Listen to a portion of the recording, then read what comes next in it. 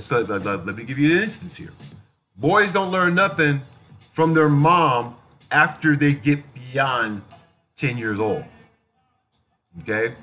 They have to learn a lot of their manly stuff from the father of the group. But if the father does not teach the male child how to be respectful to say like, women then what kind of respect is he going to have for his mom? Okay? It's very uncomfortable for people to talk about this, but this is a big issue for a lot of girls who feel targeted and sexualized and have to live up to a standard of what we have to look like and wear. This, oh my God. So yes, the dean should be, basically held to a higher standard of integrity. This matter, quote unquote, this matter was brought to the attention of the superintendent's office for review. It is undisputed that this matter should have been handled differently at the school level, and corrective measures have been taken to prevent reoccurrences in the way these future. There was a violation of the school dress code, and it was an appropriate action, right? But in other words, it's like, we're going to embarrass the crap out of you, then send you home, and you're going to come back the next day with a bra. So she goes on to say, today I got a phone call from one of the deans at Braden River High School because my daughter chose not to wear a bra to school. Her shirt was not see-through. It was a thick, long-sleeve gray shirt, but because a teacher said that the students found it to be distracting, they chose to call me as they asked my daughter to put on a second shirt. After putting on the second shirt, the dean then asked my child to stand up and move around to see how much her breast bounced.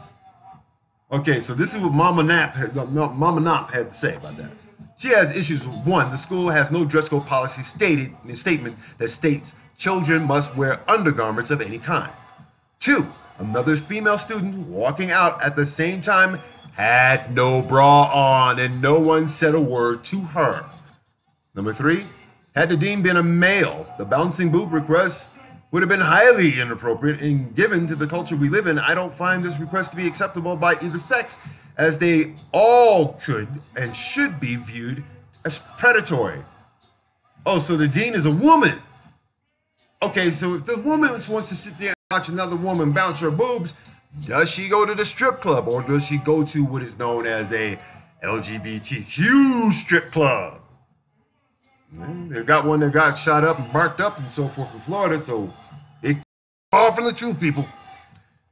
Number four, male students are not asked to wear another layer of clothing to cover their nipples, especially if they have man boobs. Man boobs. Man boobs. Instead of shaming a kid, why not teach people to look at one's face instead of chest? Problem would be solved. Okay, so who teaches the boys in their family to look at a woman straight in their face? Dad. Who teaches a woman about respecting how, who basically has, who teaches the child to respect the woman, later on in life? Their mom. And let's see, what do we got? We are already at the halfway point already. Yes, we are. We're at the halfway point, people. And this is the KTNG Morning Show Fun Drive. That's right. You can do this. And the reason why we call it a fun drive is because we are only searching for $1,000. Only searching for $1,000. Why? Because for many of my people that live on the software stuff, a family of 7 technology leaders off of the hard drive behind the scenes to make the impossible reality. Right? We're helping to give cars the power to read your mind. Of a desire to actually do something for the community. We're helping up to 40% of the nation's donated blood supply to be redirected to the people kind of makes up a needed weird most. obstacle. Magic can't make digital transformation happen, it really does. but we can. And that's the horrible part about it, because when we don't reach our goals, we have to press on further to reach them.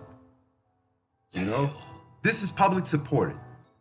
This is not supported by a corporation. We serve the greater community here in Colorado Springs, and we bring hope to children who basically want to grow up and be leaders in their communities. who want to be leaders on the jobs that they will get later on in their careers. Think of it. A confident child that grows up and learns leadership, courage, and responsibility obviously becomes a very productive child in society, one that does not grow up to be a criminal.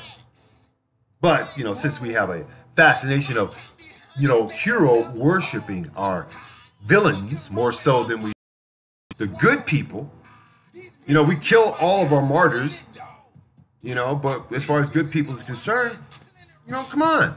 This is what we do here. I've been contacted yesterday from the sponsor coordinator, the coordinator of sponsorship. And he's come up with a lot of great ideals and so forth. But I asked him, I said, well, will these ideals transfer into, serving the community at large? And so we hashed through that and we came up with ideals that we think are going to be more essential for the station itself. Now, for example, we have programming here. Yes, we do. We have programming, but it comes from around the world, people. It does. Okay? For real. I mean, when we put on Teen Day is made in connection with radio stations throughout Boston, Florida, New York, Minneapolis, Minnesota, Chicago, Texas, and as well as California. Yes. But because we have 20 distributors of KTNG that are putting the signal out there over the internet, we are one of 8 radio stations that do, different formats on the internet. You can't get this in commercial radio on the air when you're riding around in your truck. Sirius don't have the stations equipped to do what I do here. They don't. But yet, we pay $49.95 or I'm sorry, maybe $9.95 a month, $10 a month. $10 a month, $10 a month times 12 is $120 a year. Okay, that's on the low end. Now, we're asking people to do less than that. Become a member subscriber to KTNG at the $100 level. I will send you a designer mug that you will never believe comes from KTNG. Or do a good neighbor donation. You can do this for $5 to $20. Everything is tax deductible, so you get money back later. You haven't spent anything. And we keep this going. We basically put up the apprenticeship program to help people not only learn public speaking, but also the mechanics of media arts, how to do blockchaining, how to make video games, how to make movies, how to do broadcasts like this, so therefore we can set up centers like this across the country where kids who don't have, say, like the best now have the better elective in the study of community journalism, which has been assaulted and attacked left and right. Okay? But without community journalism, we would not be able to ascertain where help is needed, where crime is being committed. That sort of thing. And if we instill more of a connection, then needless to say, we're doing our job. That's why it's important to support KTNG 860am.org with a donation or membership subscription today. Do it now. Do it while you can. Before Cheeseburger decides to end your, freedom, and your rights. What other good stuff? Oh yeah. Oh yes, and your ability to actually have nutritious meals come to you from a box. Boy, I love that. I'm just waiting for that box to come through. I want to see what it looks like. But then again, that's pretty much what the master of wolf tickets will do. But let's get back to our subject at hand. Little girls walking around with no bra, and of course, needless to say, a female dean says that is way too overt for me to look at, and needless to say, have band-aids on both her nipples. Okay, where was the duct tape? Okay, where was the blind? Do you have males in school that need blinders? Okay, needless to say, these boys were, they're boys. Okay, Males are more fascinated visually than they are stimulated emotionally. All right? If it wasn't a dress code violation, then, they should have never called you. So I sent her the picture of her attire. She then said, however, if her nipples were showing and causing a distraction, then her attire was in direct violation of the dress code. You should have been called to address it. They should have never asked her to move around or put band-aids on. And basically, I assure you, the next year's dress code will make it clear that girls are expected to wear bras because it's the proper attire for learning. What the freak does everyone think about this? Okay, this reeks of subjugation on women like there's no tomorrow. It's bad enough they can't get equal pay, all right? So Mama Nop says she told the principal that we would not ask, we would not ask a guy who has man boobs to wear a supported device, and we would never ask a male to cover up his nipples, at which time she told me because a bra is not in college for the girl whose sweater talked.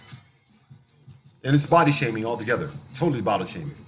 But then too, wearing a scarlet letter should be nothing new.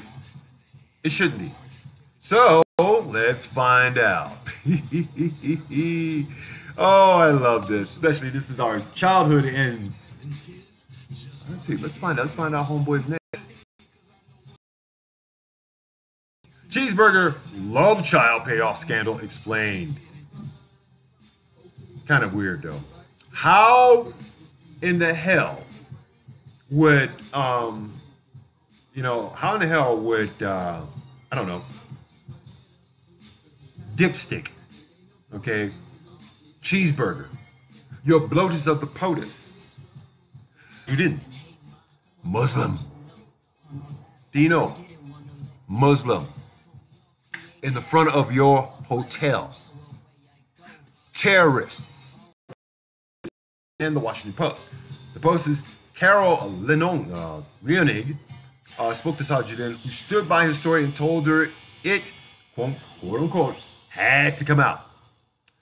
Okay, now, there is a saying, no matter how dark it is, my little rich white people, whatever garbage you do does come to the light.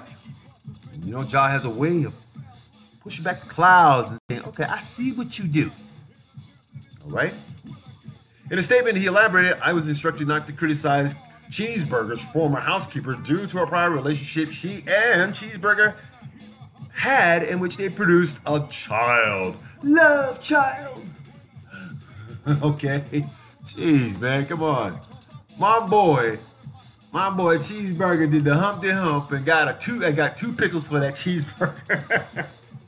I'm serious. So no other outlet has confirmed that the underlying story here, that Cheeseburger had an affair with a housekeeper, and that this affair produced a child, is true. The woman in question emphatically denied the affair to AP, telling them, this is all fake. I think MI lost their money. Sajudin's ex-wife called his credibility into question as well, telling the New York Daily News he's famous for making up stories. He's been a chupacabra. He's seen the chupacabra. He's seen Bigfoot. One of our friends who passed away, he said he saw them too walking down the street. Still, the story matters because it fits into the broader pattern of including from AMI being used to cover up stories about Cheeseburger's sex scandals, Mr. Pussy Grabber, okay? Cheeseburger's personal attorney, Michael Cohen, said he paid porn actresses Stormy Daniels $130,000 to not tell the story of a tryst she says she had with Cheeseburger back in 2006. Spanking him on the butt and so forth with rolled up magazine and watching him cringe when he used the word shark. Okay. Cheeseburger denies knowledge of the payment, but the question of whose money was used remains open and now potentially under federal investigation. There's no collusion, and I don't know where these stories are coming from. Fake news. Okay. Now, AMI also in August of 2016 paid $80,000 to Karen McDougal, who also says she had an affair with Cheeseburger in exchange for her story, which is also buried. Okay. The AMI itself appears to have made that payment, but the FBI raided Cohen's law offices reported emerged, suggesting that the agents were specifically looking for records on Daniels and McDougal's payoffs. That raises obvious questions about who actually funded these payments. Oh my God! Like any other mafioso, you don't touch the books, you don't touch the money. You have your minions do all that crazy crap. I mean, come on, how many people slip through all of the Godfather series not to see this? Okay? How about all of you so-called wanksters out there? How many times have you watched Scarface? Okay? Scarface never touched the money. He had his minions do it. So, Dino Sajudin's story of out of cheeseburger child, what do we call those? A slider. Okay? We call those a slider, coming from out of not the White House, but the White Castle. Oh yeah, there's a whole bunch of burger jokes. I'm gonna go with this one. Mayor McCheese was there, and so was Big Mac. Okay, all right. But Wendy couldn't afford to show up because she didn't have a milkshake. She didn't have a milkshake that was better than yours. Okay. Okay. Anyway, in Michael Wolff's explosive book on the Cheeseburger White House, Fire and Fury, former campaign chair turned White House chief strategist Steve Bannon is quoted as saying of Cheeseburger's personal lawyer, Mark Kasowitz. Kasowitz on the campaign, what did we have? 100 women? Kasowitz took care of them all. But I can touch them in the pussy. All right. We don't have 100 names of women Cheeseburger allegedly paid off, and Bannon has been known to speak hyperbolically. Okay? But we do have the names of McDougal and Daniels and the Sajudin story, the possibility of a third woman. National Enquirer has taken down politicians before, but also maintained a tight alliance with Cheeseburger. American media incorporated disinclination to pursue Cheeseburger stories is, at first glance, puzzling. Okay, this is a company that on Thursday, April 12th, was running pieces speculating that Michael Jackson might still be alive. Yes, and of course, needless to say, what did Michael Jackson say to the guy that was standing on the beach in front of him? He said, "Get out of my son." Anyway. Yeah, it is also a publication that has broken important and accurate stories of affairs in the past, most notably the story of John Edwards' affair and child with Raelle Hunter. AMI's willingness to pay sources is one reason it can sometimes break stories that are more traditional media outlets can't. Like the story of, the O'Neill family. Griff O'Neill was in jail. National Enquirer came in there, paid him $5,000. Oh, no. It was Steve. Well, Steve, this drummer in my band was named Steve. Him and Griff O'Neill used to hang out. And Griff O'Neill is the son of Ryan O'Neill. And needless to say, he doesn't get as much press as his other famous brother, Robert. So, needless to say, National Enquirer found Steve in jail. Steve was going to get deported back to Canada for the simple reason because he overstayed his visit. And two, he was okay as a drummer, but he was just a lousy person when it came to organizing stuff. So, needless to say, Steve, if you're in Canada and you're hearing this and so forth, round of applause for, selling out to the National Enquirer, bub. All right? Saskatchewan, my ass. Anyway, okay. Anyway, one of the cooler things that's happened out of that and so forth is that the National Enquirer can buy out these stories. And they bought out the stories of how Griff O'Neill and his dad and his son Robert will all be out there, way out. Ryan would get on his high horse and have his sons with a couple of bodyguards go out and look for drugs for the guy. Okay, when it came to a point that Griff came up missing, Farrah Fawcett called one of my friend's house, one of my best friend's house, and so forth, looking for him. And Seven was all of us that were in the band of Nomadic Cannibals know that Walt handled the call, and She sounded very good on the phone and whatnot. Have you seen my son? Wow. Okay, back to the story in hand. American media incorporates this inclination to pursue these things. Basically, are of Cheeseburger is prompting a puzzling question of how is it that he's able to, pay off hundreds of women with his fortune and be in debt to the Russian mob. Wow. Yet the New Yorker, Ronan Farrell, has reported that the company was known to sometimes use a tabloid industry practice called catch and kill on major celebrity scandal stories. That is, it would pay for exclusive rights to a source story about a scandal and deliberately never publish it. Farrell writes that per one company's sources, AMI CEO and chair David Pecker, oh God, this is just looking so good here. David Pecker, hallelujah, boing, boing, boing, used the unpublished stories as leverage over some celebrities in order to pressure them to pose for his magazines or feed him stories. Blackmail. Yeah, yes, I'm the one that's getting shot, but no, this is the practice of blackmail, people. Catch and kill. With Cheeseburger, there was an added personal element. Pecker told the New Yorker's Jeffrey Toobin last year that Cheeseburger is a quote-unquote personal friend of mine. They met in the 1990s. He joined the Mar-a-Lago. In Mar-a-Lago. If I say it fast enough, it sounds like Lagos. Okay, in 2003, and he attended Cheeseburger's wedding to the distant Melania. Poor woman. Anyway, Cheeseburger would frequently be a source for Inquirer stories, and in return, the magazine would avoid covering him negativity. Pecker claims that the National Enquirer's readers are, quote-unquote, white working people who support Cheeseburger. Okay, all right. The National Enquirer, their exploitive demographic is white working people. I mean, come on. You trust the sources of a paper that put up Bat Boy, and you support Cheeseburger behind Bat Boy? Wow.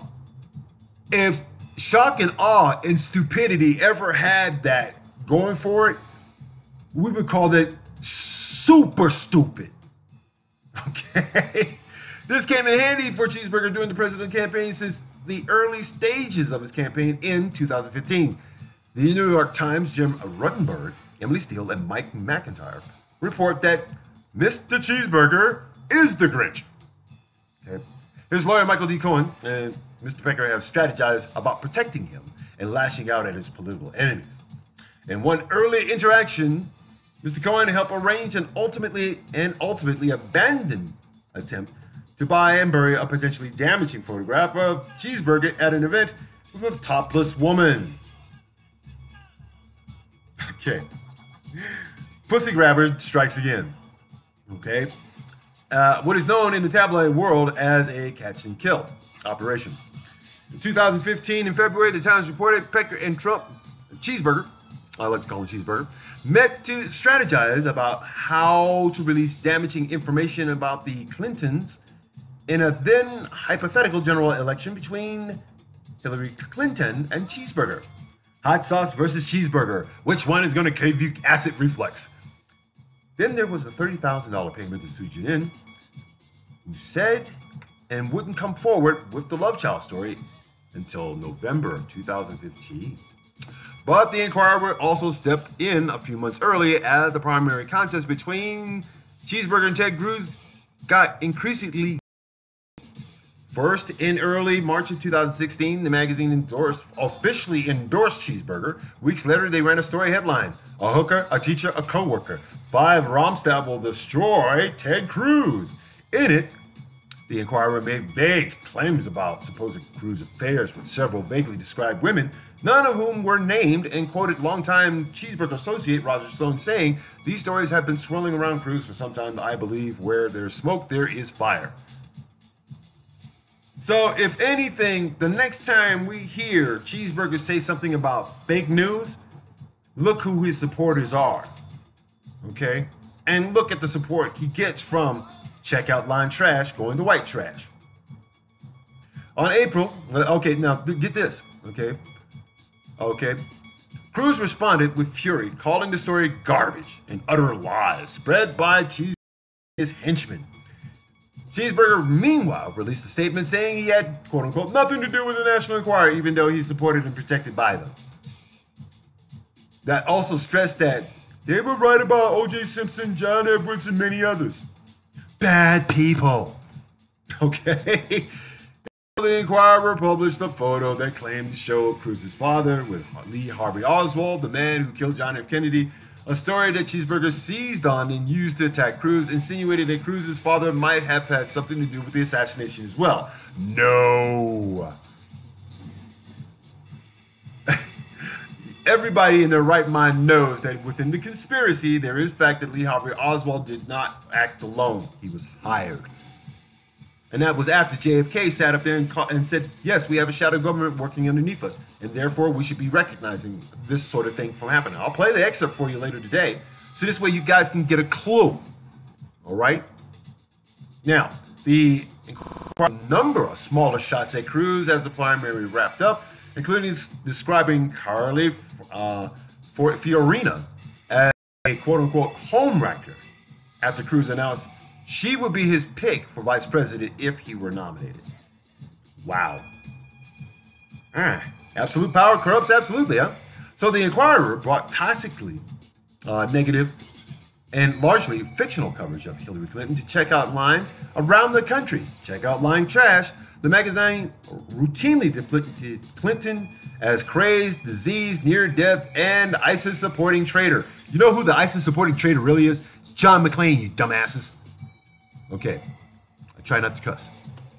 But let's face it, if it hadn't been for John McCain, your representative, your Republican representative of the House in Arizona, by the time I get to Arizona, pow, pow, pow, pow. Okay? This guy basically, okay, John McCain had this country use ISIS to deal with both the Russians and Osama bin Laden. It's true, people. It even comes out of his freaking mouth. All right? So ISIS supporting traitor, a liar, a blackmailer, corrupt, and a member of the crime family, Jack Schaefer wrote for the Political magazine. And then on August 2016, AMI did an even more expensive favor for Cheeseburger behind the scenes when it was paid $150,000 for exclusive rights to Karen McDougal's story after her affair with Cheeseburger, and it didn't run it.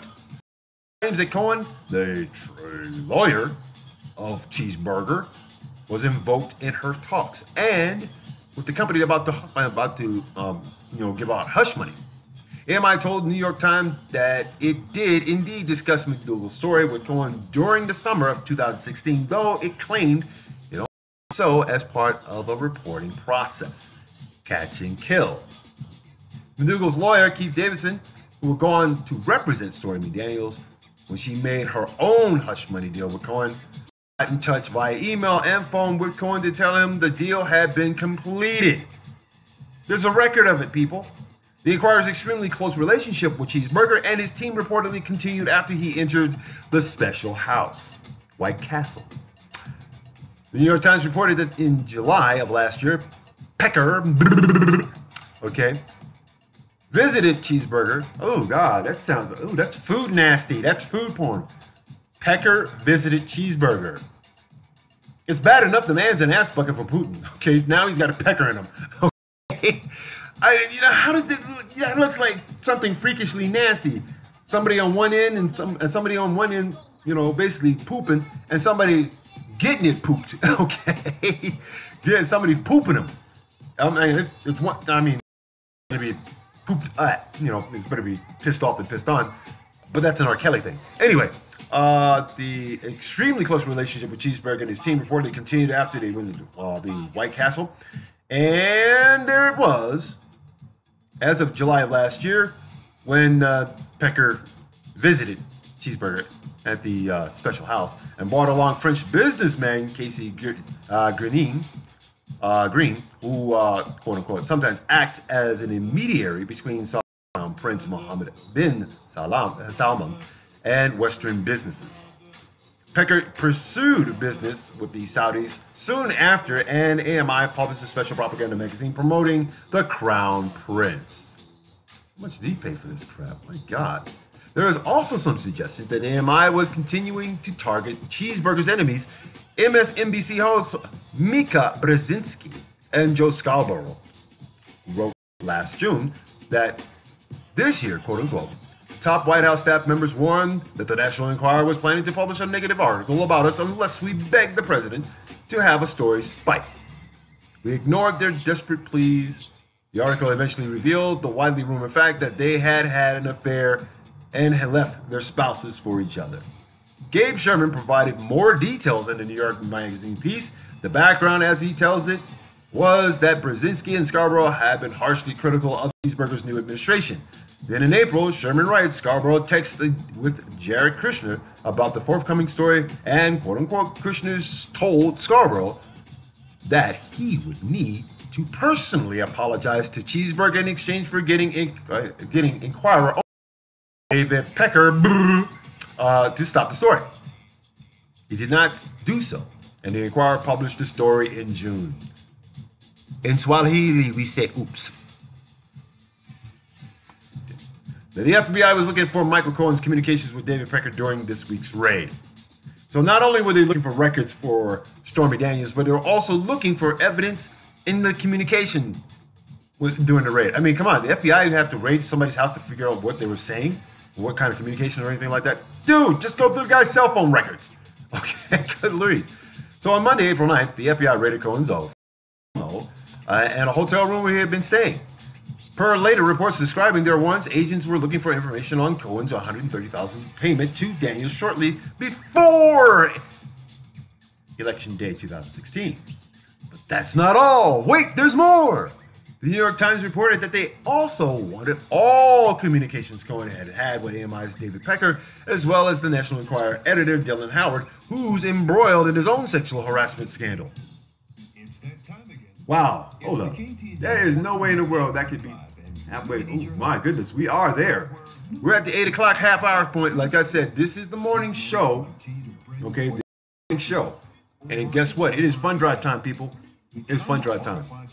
Now, these analysis stories that I read here come from some of the best known sources of news today. And that is your corporate news. I like putting a little sarcasm and style and satire behind it, so that way, you have a major laugh when you go to work, or a major laugh, or something amusing to like, say, I heard this guy on the internet radio, KTNG 860 AM, he was talking all kinds of foul stuff about our president, about our country, but he was making sport and jokes out of it and everything. And I think that's inappropriate. You know what's inappropriate?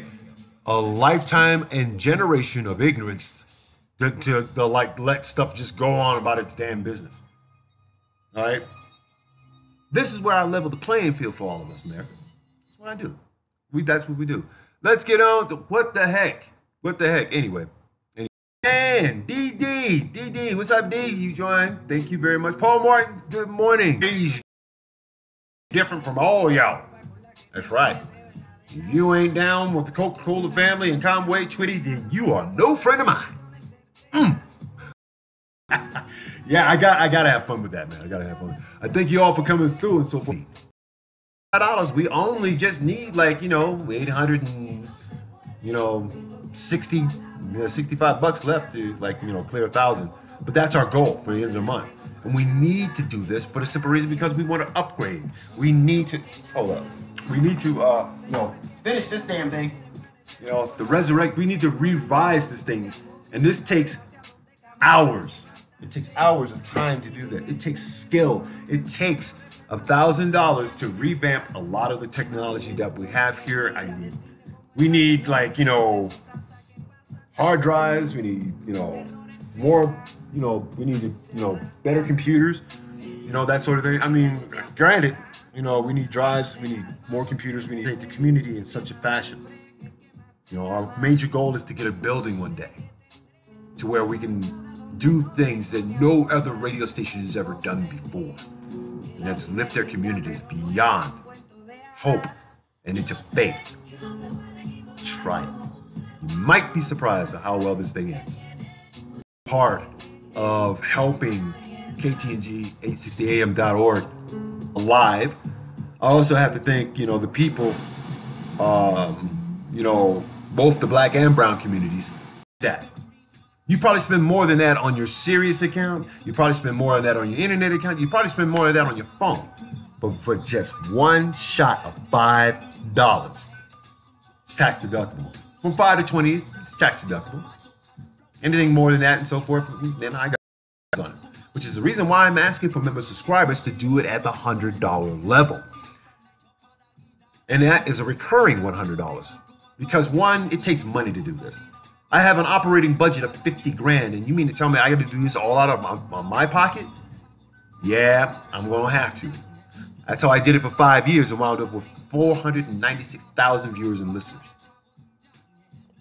I want to go to 1 million. And the only way to do that is we keep this fund drive going until we reach our goal. That means there could be a disruption or preemption of programming that you're used to. But more importantly, on this end, it proves to me one thing and one thing only. That no matter how much we scream unity, we cannot give to the community. Yeah, I said it. And I meant it. Because I watch it. Okay? I see it for what it is. You can do better. You just have to organize your stuff a little bit better than that. So let's continue on with our crazed story of the day, in which Cheeseburger is defending himself with the, the love child thing. I mean, good grief. I mean, if there is a reason why there is the retardation of such a brilliant man who thinks with his penis in his hand 24 hours a day, demeans women, becomes the item of support through checkout line trash, then obviously there is something wrong with America and its level of intellect. I mean, look at the stupid crap we're already dealing with right now. Wolf tickets going to everybody around the world and not a damn thing done. Oh, we can talk it out, but yeah, I'm jostling. I'm going to throw missiles at you. They're smarter. Yeah, they're smart missiles, and they're neat missiles, and they're nice and new and smart. Can we elect one of the missiles to be president, please? I mean, as the story goes, the ideal that a tabloid magazine editor might slant his coverage to help a friend, okay, may not sound so outrageous. Where did my story go? Oh my God, I can't believe this. Oh, hang on, hold up. I gotta get back. I mean, think about it, people. Here is your fearless nut job, basically having kids out of wedlock, messing around with 100 women. I mean, come on, man. And not only that, but he is the most blatant racist on Capitol Hill at this time. I mean, come on. All right. It's almost okay. It's very stupendous that Cheeseburger could actually do something like that. Okay. I mean, it's kind of scary to know that. Okay. Yeah, I'm gonna get to those in a minute. It almost doesn't come as a surprise because over the history of presidency, there's been all kinds of schnockery going on. Of course. I mean, all he's doing is following tradition, right? I mean, that is what, Cheeseburger is supposed to be doing, right? I don't understand that. Anyway, this was the boobs included. And you can't trust, the people you pay off either, because they're going to say something. All right? There's a code in the mafia that says if you pay off a snitch, 9 times out of 10, they're not going to go for the snitch. They're going to go for the guy that paid them off. Now, in a political jackass, onward. And so now that we got a cheating ass president with some sort of like, you know, baby, some child, some love child. I mean, it's just like, you know, I'm glad the 70s ended when they made that song Love Child, because obviously Cheeseburger was all about, you know, the business of like, you know, land pipe, which is the reason why the, you know, the pipeline in San Diego, oh no, South Dakota broke, flooded the water. Anyway, as we continue, finally there's that question of whether the money truly come from American Media Incorporated as claimed, or whether it traces back to Cheeseburger himself, companies controlled by him, or some other wealthy figure. If the money didn't come from Cheeseburger, what did the generous spender want in return for it? And even if it did turn out that Cheeseburger's funds, in the end, this would still give Pecker and AMI a massive leverage over him. They'd know all about his sex scandal hush money, so he'd be more motivated and happy. Blackmail. Regardless of where the money ultimately comes from, if AMI was making payments, are often subject to press outlets' latitude to endorse or condemn candidates without being persecuted. And I love that law. Okay? And if you don't like that law, if you don't like the First Amendment's guarantee of freedom of press, then please go away. This is Free Thought Radio, people. I thought you knew. But he told Farrell, if a corporation that has a press function is being used for non-press purposes to help a candidate win an election, then the press exemption would not apply to that activity. And that goes well for nonprofits as well. Common Cause, the left-leaning watchdog group, strongly believes that McDougal payment was not a legitimate press function and has filed a Federal Election Commission complaint against both Cheeseburger and AMI over the high payment, calling it, quote-unquote, an corporate in-kind contribution to the 2016 rolling foaming cheeseburger campaign to be El Presidente Jefe of beef. So there it is, people. That's the analysis of it. Let's go back to school for a second. Because obviously whoever teacher or instructor or anything for that matter who has taught Cheeseburger how to behave or anything like that seems to go completely out of the window when he has his daddy's funds. How about this story? Tribune News Service. Police have basically busted up a ring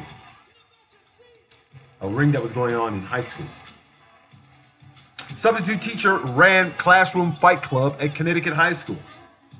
Okay, this is kind of interesting because in one point down in Florida, little girls have to wear bras and so forth in school. They actually stopped basically males from completing a well thought out class plan. And now you have a substitute teacher who police said encouraged students to smack each other in one-on-one fights is now in the Montville High School math class where was arrested. Ryan A.V. Fish, 23 of South Road and Bozrah, told police, "I'm an idiot who just wanted to be friends with the students," according to the warrant for his arrest. He was charged with 4 counts of second-degree reckless endangerment, 2 counts of risk of injury to a minor, and 1 count of breach of. He was fired on October 10th. In order for everybody to delve into that level of aggression, one has to be an adrenaline junkie for it. Police set Fish's bail at $75,000 after his arraignment in Superior Court in Norwich, which he was released on a return to court on May 8th, as the court clerk had stated. Montville police began investigating reports of a fight club in Montville High in December. State police said they learned that the fights happened in classroom under the supervision of a substitute math teacher. Fish and that 4 boys ranging from ages from 14 to 16 were involved, police said. Okay, now the interviews with police, Fish said that the fight started in September and that he thinks there were 4. According to the warrant for his arrest, police said they have evidence, students' cell phones, videos of 2. I think I put that video out. It's on YouTube about how Beachbody had Fight Club going on under Cedric, the Entertainer.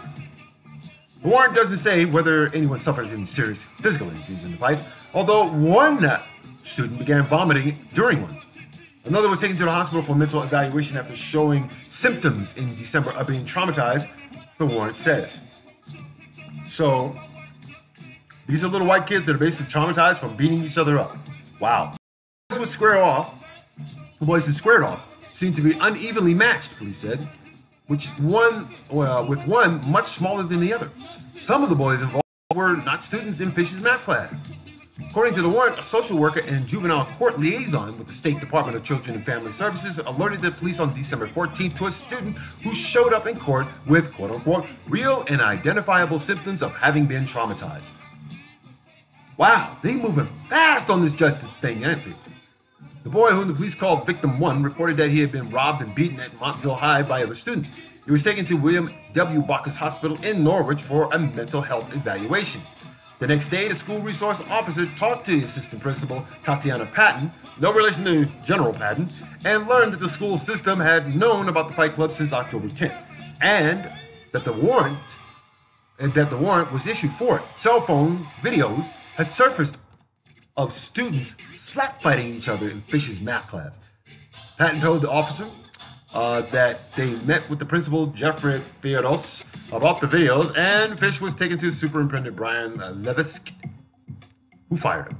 When the principal confronted Fish about the videos, Fish downplayed the incident, saying, "Boys will be boys." Okay, why does this sound like Cheeseburger was talking to this cat? I mean, do all people in do all white males, poor white males, or subjectively inferior intellectually white males come up with this first stupid answer they got sarcastically coming out of their mouth? This boils down all the way from your commander in beef down to this illegitimate idiot who calls himself a substitute teacher. So on December 18th, the state police sergeant met with the superintendent and showed him the cell phone of a concerned parent. The video clearly shows the classroom and two students swinging full force at each other's heads with open hand strikes. Sergeant asked Levisk to provide the Montville police with the cell phone videos and electronic data emails the school had about